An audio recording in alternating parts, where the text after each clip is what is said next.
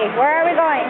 We're going to GRR, Grizzly River Rafting. We're going to GRR. GRR. I know, I said GRR. Grizzly. And then you guys are gonna get soaked. May get soaked. Or No, wet. it will. You will get will wet. I don't get- want to get soaked. Not you may get soaked. You will get wet. Ice. I gotta go over there. Hello, ready, but Come on. dali na. If it says you may get wet, then how does it say you will get wet? Soak means really wet. Okay, fine.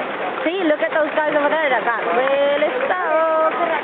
I think it's worse than Shipwreck Rapid. Dali, hurry up.